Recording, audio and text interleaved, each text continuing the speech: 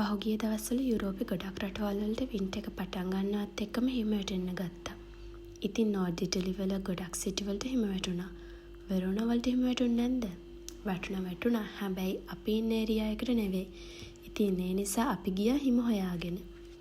අපි ගියා ලෙස්සීනියා කියන හිම වලින් වැහිච්ච ලස්සන ගම්මානයට. වෙරෝනා ඉඳලා පැයක් වගේ දුරක තමයි ලෙස්සීනියා තියෙන්නේ. හරිම නිස්කලංක කඳුලින් පිරුණු ඒ වගේම හයිකින් වලට ප්‍රසිද්ධ වෙරෝනා වල හිඩන් ප්ලේස් එකක් තමයි. අපි මේ යන දවසේ එහි උෂ්ණත්වය -4ත් -7ත් අතර වගේ තමයි තිබුණේ.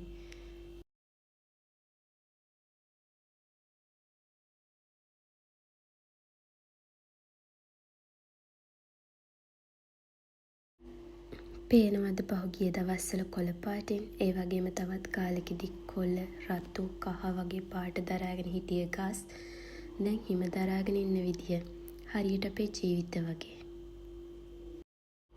බ්‍රෙක්ෆස්ට් එකත් අරගෙන අපි මේ ලෑස්ති වෙන්නේ තව ටිකක් මෙතනින් උඩට යන්න. මේ ඉතින් අපේ චූටි හිම බබා.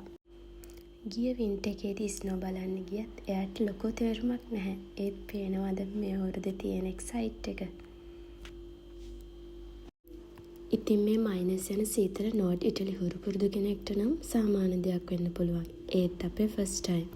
ඉතින් මේ සීතලේ උණුසුම් වෙන්න හොඳම දෙයක් තමයි හොට් චොක්ලට් එකක් කියන්නේ.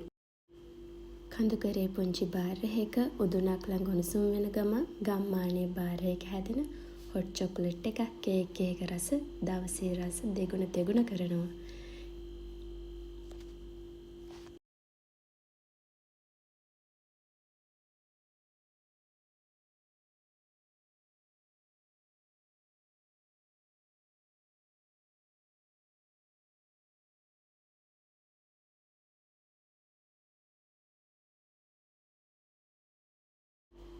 ඉතින් ගමනක් යන්න දෙයක් විඳින්න ඕනාට වඩා හීන දකින්න ප්ලෑන් කරන්න එපා.